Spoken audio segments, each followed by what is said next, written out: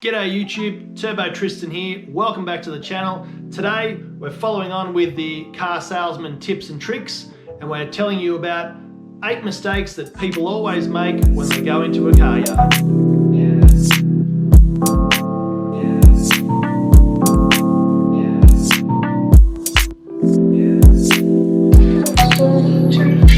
Alright, so if you're wondering why I'm nice and clean again, it's because I'm waiting on parts to arrive so I can get back in the garage and continue building cars and making them go fast. But for now, I'm sharing some of my experiences that I have from selling cars for 15 years up in Sydney, the biggest city in Australia, the toughest market in Australia, and all the things I learned. And this is going to be 8 mistakes that people make when they go to buy a new car. So the first mistake that a lot of people make is they go into a car yard and they're not ready. Now what I mean by that is they're not ready to buy a car yet, or they feel like they're not ready, so they go into a car yard and they do the good old just looking. There's nothing wrong with looking, window shopping, we all do it, it's great. But at a car yard, there's nothing worse than trying to help somebody out and they don't know what they want.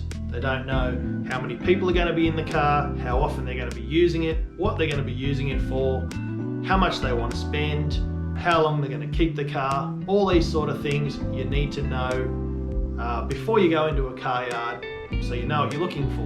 One guy that I worked with got really frustrated with people coming in and saying just looking all the time. He got really upset. He was an older guy, he was grumpy, and he said, go up to the car park at the shopping centre and look at cars up there. We don't have time for you to be here. So it's really frustrating. The car salesman really want to help you out and they really want to sell you a car. That's their job, they're salespeople, but you've got to help them out. You got to know what you want, you got to know what you're looking for, or at least have some idea before you go into a car shop. So that's a big one. Number 2 is one that really gets my goat. There's a lot of giant SUVs being driven around by people and they don't need such a big car. In their mind, they're thinking, oh yeah, it'd be great to drive this giant car, king or queen of the road. No one can touch me. I feel safe. I feel protected. But they don't realize where are they going to park it? Can they park? Will it fit in their garage or their driveway? How much fuel is it going to use? How often are they going to be driving it? Can they see out of it? All these sorts of things. You know, you don't need huge cars. For some reason or other, everyone's driving a giant SUV now. Back in the 80s and 90s when they was coming in, SUVs, 4-wheel drives, people liked them because they felt like they were safer. They were the bigger car on the road, so they felt safer. That was before safety ratings, NCAP ratings, and things like that. Nowadays, you can have a tiny little sardine can hatchback that has a 5-star safety rating. Believe it or not, because it's not an army tank, it's still just as safe. It passed all the safety standards, probably even safer, might even be better for you. Just on that, people choosing the wrong size car. So many times you would get a lovely young couple, wife's up the duff, they want to buy a family car, which is great news, beautiful, everyone's happy about the situation. It's their first child and they want to buy a 7-seater SUV, huge yank tank, monster truck, something that they just don't need. They seem to think that this tiny little baby, as big as a football, is going to need this ginormous car to get around in, to carry the pram, all the bags, all the nappies, all the bottles, all the food, all that stuff. But really, it's not so bad. You don't need a gigantic car that you can't park, you can't afford, you can't see out of, doesn't fit in your garage, and you're only going to be using 3 of those seats. I grew up in a family of 9, so 7 kids, 2 adults. There was no car that we could fit in, and we broke a lot of rules getting from place to place. But that's what you did in the 80s and 90s. Don't tell anyone. But nowadays, most families, 3 to 4 kids, absolute maximum. That's a big family, usually 1 or 2. So you don't need these giant SUVs. One other thing on that is I would get people with 1 kid and they would want to buy a 7-seater car for their neighbors' kids or their friends' kids. Like, to go from a 5-seater SUV or sedan, which which fits the family comfortably and is easy to park, low on cost on fuel, cheap for insurance, cheap to buy, safe, all those things, and then go to a 7-seater, they're gonna have to spend $10,000, $15,000, $20,000 extra to get a 7-seater car to drive around their neighbor's kids. Really? You're gonna drive around your neighbor's kids or pick them up from school? That's really nice of you, but man, I'm not gonna spend $20,000 extra on my car so I can pick up the neighbor's kids. And the other thing about choosing the wrong size car, usually a giant car, is you need to be able to afford the insurance on it, the petrol, because usually the bigger car's got a bigger engine, and also the servicing. Those are some things you really need to think of when you're buying a car. Mistake number 3 that people make when they go to a car yard, they've done their research, they've picked the car, they've watched all the reviews, they know what they want, but they don't allow themselves enough time. They think they can just duck in on their lunch break or go there after work or, you know, before soccer practice on the weekend and quickly go and buy a car. Then you get the excuse of, oh, I don't have time, I'm in a hurry, I've got to be somewhere. If that's the case, don't go to a car yard. It's pretty simple. You need to have around about an hour and a half. So one rule we always had in selling a car is you'd need to allocate 100 minutes. So we would say to boil water gets to 98 degrees and then it's boiled. So we would say you'd need 98 minutes or 100 minutes with a customer to fully do a deal, start to finish. That includes coming in, qualifying, making sure that the car you want is the car we have and it suits all of your needs. Trust us, we're the experts. We know of questions that you might not have already asked yourself. It's going to help you out. You need to do your test drive, make sure you're comfortable, take a long, good test drive, somewhere where you're familiar, work out the trade-in. Now that can take up to half an hour of just calling around to get the best deal on your trade-in. So there's another half an hour because we want to make sure that we get the highest price wholesale for your trade-in so we can give you the best deal. And then you've got to go through negotiation, financing, and submitting all your documents, signing all your papers, and that's going to take you around about 100 minutes. So make sure you have enough time. You're going to be frustrated. The salesperson's going to be frustrated. If you leave there, they're going to be calling you non-stop. It's going to be a pain in the butt. So make sure when you get in there, you're prepared and you've allocated yourself enough time. That brings us to point number 4 of mistakes that people make is they're not prepared when they go into the dealership. Yes, you might choose the car, the color, all that sort of thing that you want. Transmission, drivetrain, engine, you might know exactly what you want. You come into the car yard, but you're still not prepared. You haven't brought with you your driver's license, your trade-in, your rego papers for your trade-in, your service history for your trade-in, pay slips for your finance, your deposit, all those things you need to make sure they're all ready before you come into the dealership. That way you don't waste your time, which is important, and also the dealership's time. Now, mistake number 5, I'm sure if there's any car salesman watching this, you're going to be familiar with the serial pest, the Casper, the tyre kicker, Eddie the expert that likes to come in, kick your tyres, open and shut every single door of the car, go through them all, sit in them, waste your time, and never buy a car. And they'll come in once a month and they'll go to every single dealership when they've got a day of absolutely nothing to do, probably lonely, they want to talk to someone. It's, yeah, serial pests.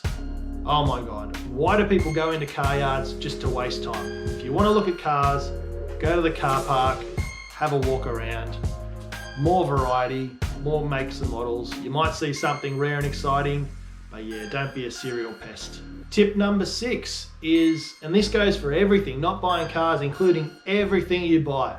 Once you've bought it, don't go looking for that item online or searching around for deals on it. You've already bought one, so the deal's done. Forget about looking around because they're only going to cost you more money to get out of that deal to go get the other one. So what I mean by that is, if you've gone in, you've picked your car, you've bought your car, you're happy with the service, you're happy with the deal, you've signed the contract, you've left your deposit, and then you think, oh, there's another dealership, I'm going to go into that one on the way home and have a look. Sneaky trick. Car salesman will always get out of you, you know, have you been looking elsewhere, have you bought a car, have you left a deposit? And then as soon as you say yes and they realize they're going to be wasting their time, they'll do a thing which we call head nicking, which is you get inside their brain and you really upset them. And then the car salesman will say something really just terrible like, oh, if you had have come and seen me, I would have sold you the car for X amount, which would be thousands of dollars cheaper than what you just paid. 100% lie. People that do that are sharks, and you should never trust them and never go to those types of dealerships, because that is some backyarder, Parramatta Road, dodgy used car sales tactics. Never done that. I don't know anyone that's done that, and I haven't worked with anyone that's done that, but I've heard about it a lot, and it's terrible. If someone tells you that you should have come and seen them and bought a car off them for much cheaper, they're lying. They're lying. There's no way the other dealership is going to let you leave without giving you the best deal, because they know you're going to look around, you're going to talk to someone. So you're always going to get the best deal when you're sitting in front of someone, you've got the pen in your hand, your card out, ready to pay your deposit. You don't go on forums and websites that are 6 months, 12 months, 3 years old, looking at prices of cars, because they're not up to date. All the circumstances are different. The person that might be telling you they got X car for X price probably had a finance circumstance, trade-in circumstance, or anything like that, and could also be Photoshopped as well. And yeah, so it's not really relevant to your purchase, so it's best to ignore all of those. Do your research online on places like car sales, other websites like that.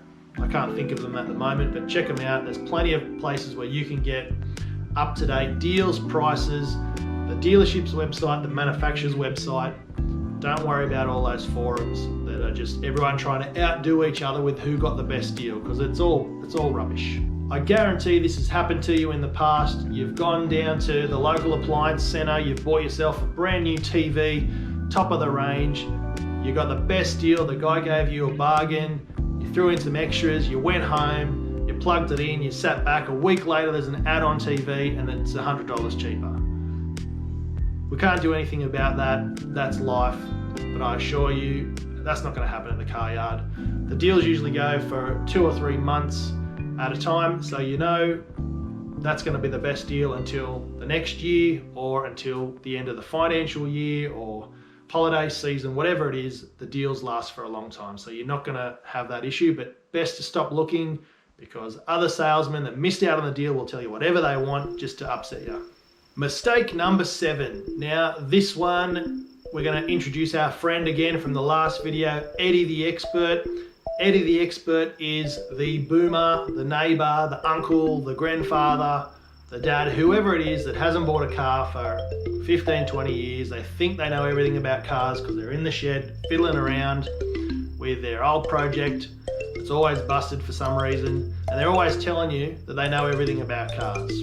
So mistake number 7 is don't listen to Eddie the Expert, because more often than not, they have no idea what they're talking about and they're way out of the loop. If you've got a friend that only drives a particular brand of car, they've got this loyalty to that specific car, and they'll tell you it's the best thing ever, it's so reliable, it's never let them down, blah, blah, blah, but it's 20 or 30 years old, or even 10 years old, guarantee you, things have changed. They're not you, your preference is different. Best not to listen to those types of people. More often than not, they're just going off something that someone else told them, and they went down and bought that for that deal because they were told to by someone. Do your own research, test out your own personal preferences. One big problem about Australia is reputations seem to linger around for 30 and 40 years plus. Once upon a time, Japanese cars and German cars were the worst cars you could buy on the Australian market. They had a horrible reputation for service, parts, reliability, all that sort of stuff. And now, look at the Australian cars. They've died in the market. They're mostly not built here anymore.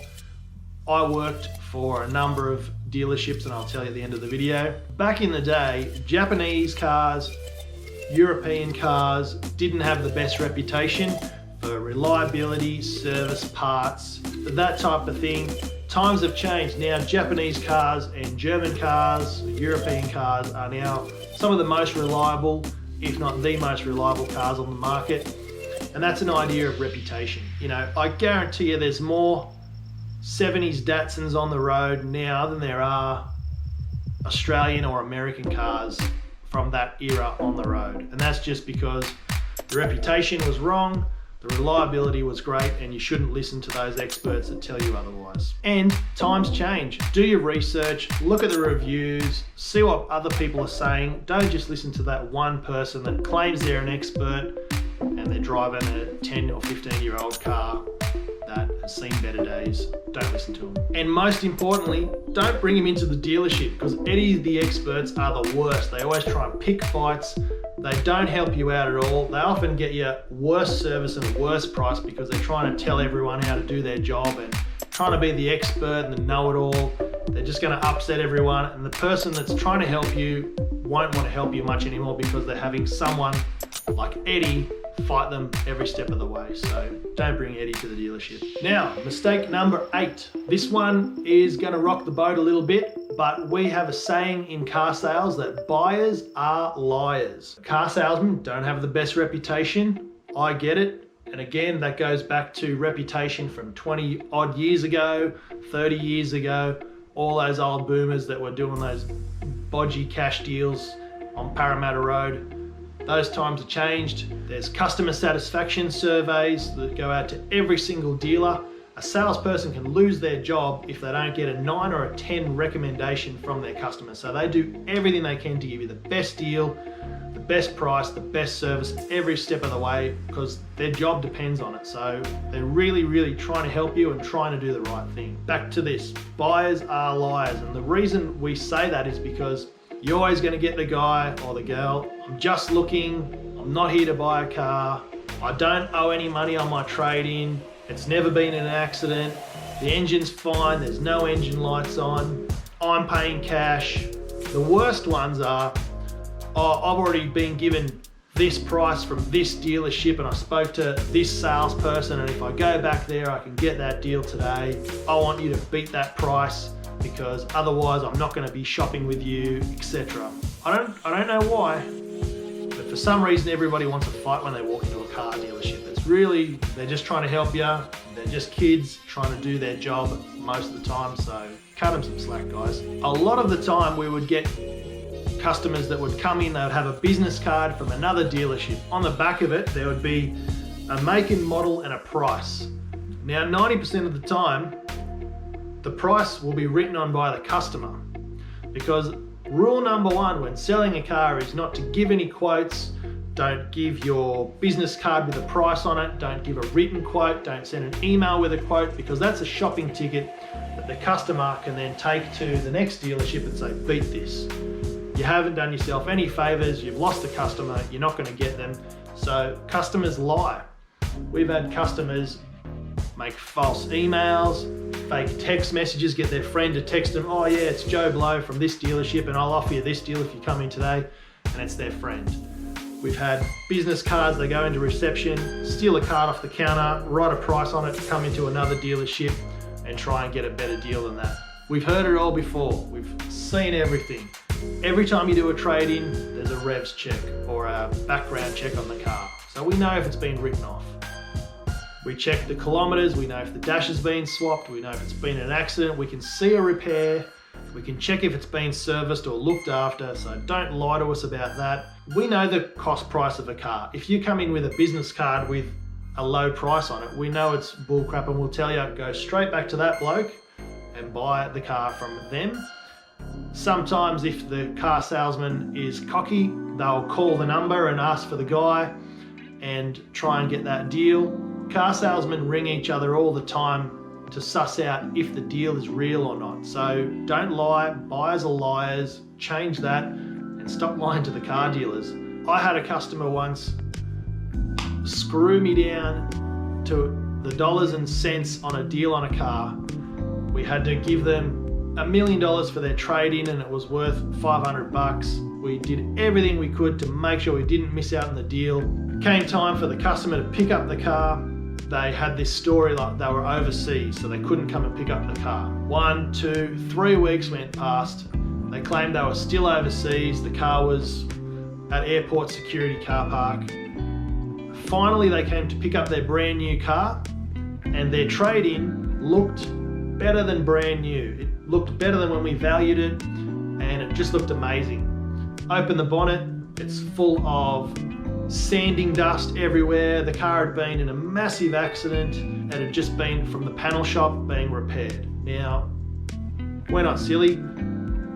So now this car that this person did this deal on is now worth a quarter of what we valued it at. So, and people try and get things like that over the line all the time. I've even seen old grandpas and grandmas take dashes out of cars, get a black texter, colour in the engine light and then put it back together so it looks like there's no engine lights on, there's nothing wrong with the car. We check every car through a workshop, make sure that it's perfectly fine before we sell it to a wholesaler or put it on our yard for sale. Once you plug in a new car, it'll tell you everything that's wrong with it. And we had this one particular car, no engine lights on the dash at all, plugged in the code reader and it lit up like a Christmas tree, and everything possible was wrong with this car. Little old grandma that only drove the car to church on Sundays turned out to be a big liar.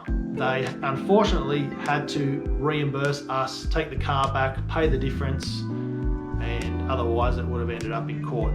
But yeah, thanks for watching. I know this is not our usual kind of material or content, but I did work in a car dealership for almost 15 years. I worked for Toyota, Suzuki, Nissan, Mitsubishi, Ford, Holden, Subaru, Jeep, Dodge, Chrysler, Kia, all of those were, I didn't work at every single place, multiple franchise dealerships looking after multiple different kinds of cars. I mainly worked in around 3 or 4 different dealerships to give you an idea. So I thought I would share some of my experiences, pros and cons. The next video, I'm not sure what it's going to be about yet, but probably how to go in and buy a car and what to do and how to get the best deal. So stick around for that. If you're new to the channel, make sure you subscribe, turn the bell notification on, and we'll see you in the next one.